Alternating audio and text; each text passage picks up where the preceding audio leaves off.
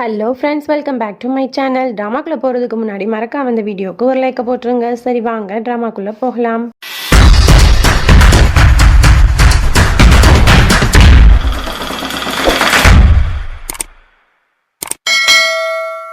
Starting சீனில் நம்ம அஹானாவை தான் காட்டுறாங்க. அவள் ரொம்ப சோகமாக ரோட்டில் நடந்து போய்கிட்டு இருக்கா. அப்போ காரில் வந்து நம்ம ஆரியம்மாவோட தங்கச்சி ஒருத்தி அவளுக்கு கல்யாணம் ஆன விஷயத்துக்காக அவளோட ஃப்ரெண்ட்ஸுக்கெல்லாம் பார்ட்டி வச்சுட்டு காரில் ட்ரிங்க்ஸ் பண்ணிட்டு எல்லாரும் ஜாலியாக என்ஜாய் பண்ணி போயிட்டு இருக்காங்க. அப்போ அவங்களோட காரு எதிர்பாராத விதமாக ஒரு பள்ளத்தாக்குக்குள்ளே விழுந்துடவும் செய்யுது. இதை பார்த்த அஹானா வந்து நாகினியோட உருவத்துக்கு மாறி அந்த கார்லேருந்து எல்லாரையும் காப்பாற்றிடுறா. அப்போ உடனே உள்ளே இருந்த அந்த பொண்ணு வந்து யார் நம்மளை காப்பாற்றினது அப்படிங்கிற மாதிரி பார்க்கும்போது அவளுக்கு அறகுறையா அது அஹானா தான் அப்படிங்கிற மாதிரி தெரியுது. பரணி நாகினி வந்து நம்ம அஹானாவை தான் தேடிட்டு இருப்பா. அப்போ ஒரு வழியா அஹானாவை கண்டுபிடிச்சு மகாராணி இங்கே வாங்க, இப்படி ஏதோ ஒரு ஆபத்து நடக்க போகுதுன்னு நினைக்கிறேன் அப்படிங்கிற மாதிரி சொல்லிட்டு ரெண்டு பேருமே அந்த நாக கோயிலுக்கு போறாங்க. அங்கே போனால் அவங்க வந்து ஒரு புக்கை எப்பவும் பார்ப்பாங்கல்ல, அந்த புக்கு வந்து ரொம்பவே நார்மலாக இல்லாமல் பேஜஸ்லாம் திருப்பிக்கிட்டே இருக்கு. அப்போ உடனே அஹானா வந்துட்டு பரணி நாகினிட்ட கேட்குறா, இந்த மாதிரி நடந்தால் என்ன அர்த்தம் அப்படிங்கிற மாதிரி கேட்கும்போது, இந்த மாதிரிலாம் நடந்தால் நமக்கு ஏதோ ஒரு ஆபத்து வரப்போறது சிவபெருமான் உணர்த்துறாரு அப்படிங்கிற மாதிரி அர்த்தம் அப்படிங்கிற மாதிரி பரணி நாகினி வந்து சொல்றா. அதுக்கப்புறம் அஹானாவும் நாகினி உருவத்துக்கு மாறி பாம்பாகி அந்த வீட்டுக்குள்ள போய்கிட்டு இருக்கா. இதை வந்து ஆரியமானோட தம்பி பார்த்துட்டு என்னடா நம்ம வீட்டுக்குள்ள பாம்பு போகுது அப்படிங்கிற மாதிரி பார்த்துட்டு இருக்கான். உடனே அந்த இடத்துக்கு பரணி நாகினி வந்துட்டு ரொம்ப அவன்கிட்ட வந்து ஃபிளர்ட் பண்ற மாதிரி பேசி அவனோட மைண்டை வந்து அப்படியே மாத்தி விட்டுறா. அதுக்கப்புறம் அப்படியே ஆரியமான தான் காட்டுறாங்க. அவனுக்கு வந்து ஏதோ ஒரு இம்பார்ட்டன்டான கால் வருது. அதை கேட்டுட்டு ரொம்பவே ஷாக் ஆகி குடும்பத்தில் இருக்க எல்லாரையும் கூப்பிட்டு இந்த மாதிரி வந்து நமக்கு எதிரி நாட்டுல இருந்து ஏதோ தாக்குதல் நடக்க போற மாதிரி எனக்கு இன்ஃபர்மேஷன் வந்திருக்கு. அதனால நம்ம எல்லாரும் வந்து நம்ம நியூஸ் சேனலுக்கு போயிட்டு நம்ம லைவ்ல வந்து எல்லாத்தையும் சொல்லி மக்களுக்கு வந்து விழிப்புணர்வு ஏற்படுத்தலாம் அப்படிங்கிற மாதிரி ஆரியமான் சொல்லிட்டு இருக்கான். அதுக்கப்புறம் எல்லாருமே வந்து ஆஃபீஸ்க்கும் போறாங்க. அஹானாவும் இருந்துட்டு சரி என்னதான் நடக்குதுன்னு பார்ப்போம் அப்படிங்கிற மாதிரி அவளும் ஆஃபீஸ்க்கு போறா. அப்போ ஆரியமான் இருந்துட்டு ரொம்பவே பரபரப்பாக இருக்கான். எந்த மாதிரி தாக்குதல் நடக்க போகுதுன்னு தெரியலையே அப்படிங்கிற மாதிரி பதட்டத்திலே இருக்கான். அப்போ இருந்துட்டு நியூஸ் ரீட் பண்ணுற அந்த பொண்ணு எங்கே அப்படிங்கிற மாதிரி கேட்கும்போது அப்போ ஒருத்தன் வந்து சொல்கிறான், இந்த மாதிரி நிறைய கோயிலுக்கு வந்து பக்தர்கள்லாம் போகிறாங்க, அந்த ட்ரெயினில் போயிட்டு இன்டர்வியூ எடுக்கிறதுக்காக போயிருக்காங்க அப்படிங்கிற மாதிரி சொல்லிடுறான். அப்போ நியூஸ் ரீட் பண்ணுறதுக்கு நமக்கு ஆளே இல்லையே அப்படிங்கிற மாதிரி ரொம்பவே டென்ஷன் ஆகிட்டு இருக்கான்.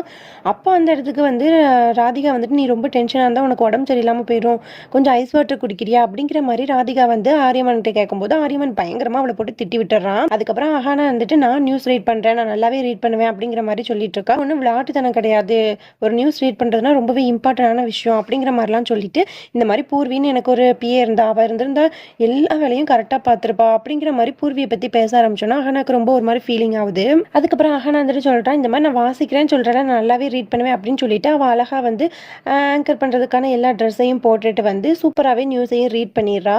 உடனே அங்கே இருக்க எல்லாருமே கிளாப் பண்ணி பாராட்டுறாங்க. ஆரியமானுமே அஹானாவை வந்து ரொம்பவே பாராட்டுறான். அதுக்கப்புறம் அப்படியே ராதிகாவை தான் காட்டுறாங்க. அவளும் அவன் ஹஸ்பண்டும் மாடியில் நின்று பேசிகிட்டு இருக்காங்க. அப்போ அவன் ஹஸ்பண்ட்காரன் சொல்கிறான், எதுக்காக நீ இப்படி ஆரியமான கேர் பண்ணிட்டு இருக்க, நீ தான் அவனை விட்டு விலகணும்னு நினச்சிட்டல, அதுக்காக தானே நம்ம இப்படி ஒரு ட்ராமாவை போட்டுட்ருக்கோம் அப்படிங்கிற மாதிரிலாம் பேசிகிட்டு இருக்குது எல்லாத்தையுமே அஹானா வந்து கேட்டுடுறா. உடனே அஹானா வந்துட்டு ராதிகா கிட்டே நீ எதுக்காக வந்து இப்படிலாம் நடிச்சிட்டு இருக்க, என்ன காரணம் என்கிட்ட சொல்லு அப்படிங்கிற மாதிரி கேட்கும்போது ராதிகா வந்துட்டு கையெடுத்து கும்பிட்டு என்கிட்ட எதுவுமே கேட்காதீங்க, என்னால் எதுவும் சொல்ல முடியாது அப்படிங்கிற மாதிரி சொல்லிட்டு போயிடுறா.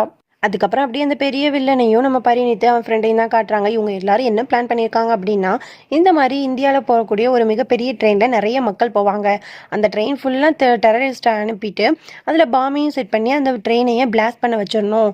அப்போ தான் நம்ம இந்தியாவுக்கு கொடுக்குற பெரிய பதிலடி அப்படிங்கிற மாதிரிலாம் இவங்க பிளான் போட்டு வச்சுருக்காங்க.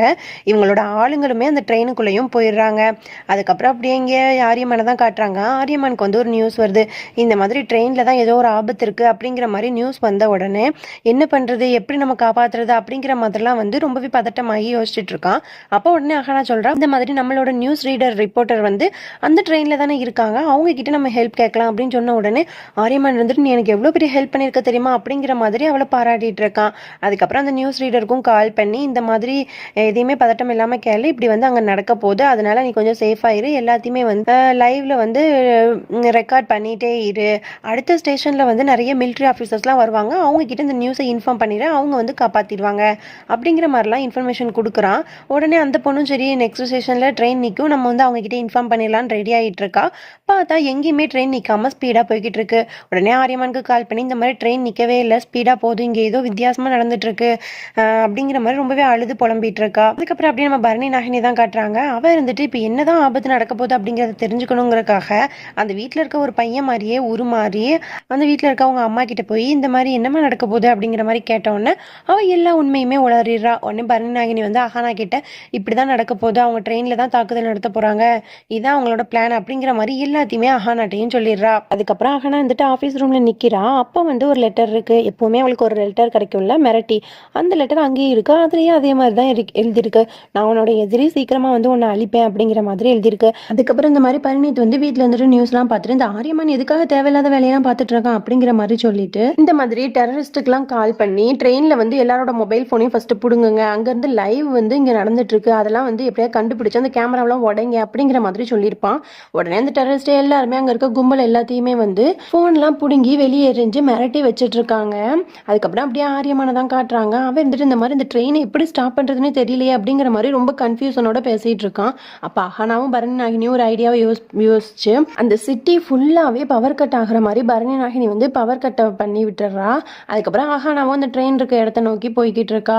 அதே நேரத்தில் அந்த ட்ரெயினுக்குள்ளே தான் காட்டுறாங்க அந்த ரிப்போர்ட்டர் ஒருத்தவங்க வந்து கேமரா வச்சு ஷூட் பண்ணிட்டு இருந்தாங்கல்ல, அதை வந்து அந்த டெரரிஸ்ட் பார்த்து அந்த கேமராமேனையும் கொண்டு போட்டுடுறாங்க. அதுக்கப்புறம் அந்த பொண்ணையும் பயங்கரமாக அடிச்சிடுறாங்க. அதுக்கப்புறம் நம்ம அஹானா இருந்துட்டு அந்த ட்ரெயின் இருக்க இடத்தையும் கண்டுபிடிச்சு நாகினியோட உருவத்தில் ட்ரெயினுக்கு பின்னாடியே ஓடி வரா. அதுக்கப்புறம் அவளோட முழு சக்தியையும் பயன்படுத்தி ட்ரெயினோட ஸ்பீடை விட அதிகமாக ஓடி வந்து ட்ரெயினுக்கு முன்னாடி நின்று ட்ரெயினை வந்து அவளோட எல்லா சக்தியும் யூஸ் பண்ணி நிப்பாட்டிட்டு உள்ள இருக்க எல்லா மக்களையும் வந்து காப்பாற்றவும் செஞ்சிடறா. அதுக்கப்புறம் உள்ள இருக்க ரவுடி பசங்கள்லாம் போட்டு அடின்னு அடிச்சிடுறா. அதுக்கப்புறம் ஒரு கட்டத்துக்கு மேலே அவளும் வெளியே வந்து குதிச்சிடுறா. அதுக்கப்புறம் அந்த ட்ரெயினும் பிளாஸ்ட் ஆயிடுது. அதுக்கப்புறம் அப்படியே அந்த வில்லனை தான் காட்டுறாங்க. அவன் இருந்துட்டு எப்படி எல்லாரும் உயிர் பொழிச்சு ட்ரெயின் மட்டும் எப்படி பிளாஸ்ட் ஆச்சு, இது நடக்க வாய்ப்பே இல்லையா அப்படிங்கிற மாதிரி அவன் பயங்கரமாக கோவப்படுறான். ட்ரெயினில் இருக்க எல்லாரையும் காப்பாற்றியாச்சு அப்படிங்கிற மாதிரி நியூஸில் வந்து எல்லா பக்கமும் வருது. இதை பார்த்த பரிணீத்துக்கும் அவன் ஃப்ரெண்டுக்கும் பயங்கரமாக ஷாக் ஆகுது. அதுக்கப்புறம் அவனுங்க 2 பேருமே போயிட்டு இந்த மாதிரி பெரிய வில்லனை பார்க்க போகிறாங்க. அவன் கடுமையான கோவத்தில் இருக்கான். அவனோட புளியை வச்சு மிரட்டிட்டும் இருக்கான். இந்த மாதிரி உங்கள் 2 பேர் மேலேயும் எனக்கு நம்பிக்கையே கிடையாது, அதுவும் நீங்கள் கொடுத்த அந்த நாகமணி வந்து ஒரிஜினலாக இல்லையா அப்படிங்கிறத வந்து நான் ரிசர்ச் பண்ணிவிட்டு இன்னைக்கு வந்து பௌர்ணமி, அதை பொறுத்து தான் அது நாகமணியா இல்லையா அப்படிங்கிறத நான் கண்டுபிடிச்சிட்டு அப்புறம் நான் உங்களை பார்த்துக்கிறேன் அப்படிங்கிற மாதிரி அவங்க 2 பேரையும் அவன் மிரட்டிட்டு இருக்கான். அதுக்கப்புறம் அப்படியே ஆஃபீஸில் தான் காட்டுறாங்க. ஆரியமான அவங்க இருக்க டீம் எல்லாருமே ரொம்பவே ஹாப்பி ஆயிடுறாங்க. இந்த மாதிரி யாருக்கும் எந்த ஆபத்தும் இல்லை அப்படிங்கிறத தெரிஞ்சுக்கிட்டு. அதுக்கப்புறம் ஆரியமான் வந்து அவனோட ரூமில் இருக்கான். அப்போ வந்து ராதிகா வந்துட்டு பேசிகிட்டு இருக்கான். அப்போ உடனே ஆரியமான் சொல்கிறான், இந்த மாதிரி நான் வந்து டென்ஷனில் தான் கத்திட்டேன், மற்றபடி சாரி அப்படிங்கிற மாதிரி சொன்னோன்னே இவன் வந்து கொஞ்சம் கேரிங்காக பேச வர உடனே வந்துட்டு பயங்கரமாக திட்டிகிட்டு இருக்கான். இவங்க 2 பேரும் கேபின்குள்ளே இருந்து பேசிகிட்டு இருக்கதை வெளியே இருந்துட்டு அஹானா பார்த்துட்டு ரொம்பவே ஹர்ட் ஆகி வெளியவே உட்காந்துருக்கா. வெளியே வந்து அஹானா உட்காந்துருக்கதை ஆரியமான் பார்த்துட்டு ஸ்பீடாக வந்துட்டு உனக்கு என்ன ஆச்சு அப்படிங்கிற மாதிரி கேட்குறான். அஹானா உடம்பு ஃபுல்லாக அடிபட்டிருக்கும். உடனே நான் உனக்கு ஆயில்மெண்ட் போட்டு விட்றேன் அப்படிங்கிற மாதிரிலாம் சொல்லிட்டு இருக்கான். இல்லை நானே என்னை பார்த்துப்பேன், இது சரியாயிரும் அப்படிங்கிற மாதிரி அவளும் சொல்லிடுறா. இதெல்லாம் பார்க்குற ராதிகாவுக்கு ரொம்பவே பொசசிவும் ஆகுது. அதுக்கப்புறமா பரணி நாகினியும் அஹானாவும் காரில் போயிட்டு இருக்காங்க. அப்போ பரணி நாகினி இருந்துட்டு இந்த மாதிரி நடந்த இன்சிடென்ட்டை பற்றியே பேசிக்கிட்டு இருக்கா. ஆனால் அஹானாக்கு வந்து அங்கே மைண்ட் செட் இல்லாமல் ஃபுல்லாகவே ராதிகா ஆரியமான் அந்த ஞாபகத்திலே இருந்துட்டு இருக்கா. அப்போ ஒரு இடத்துல காரை நிப்பாட்டிட்டு அஹானா சொல்கிறா, இந்த மாதிரி ராதிகா வந்து அவன் ஹஸ்பண்டை கல்யாணமே பண்ணலை, அப்போ எதுக்காக இந்த மாதிரி ஒரு ட்ராமாவை பண்ணிட்டு இருக்கான்னு எனக்கு ஒன்றுமே புரியலையே அப்படிங்கிற மாதிரி வந்து பரணி நாகினிட்ட சொல்லிட்டு இருக்கா. உடனே பரணி நாகினி இருந்துட்டு சிரிச்சுட்டு, இந்த மாதிரி ராதிகா அவங்க ஆஃபீஸ்க்கு வந்தது உங்களுக்கு கொஞ்சம் பொசசிவாக இருக்குது அப்படி தானே அப்படிங்கிற மாதிரி பயங்கரமாக கிண்டல் பண்ணிட்டு இருக்கா.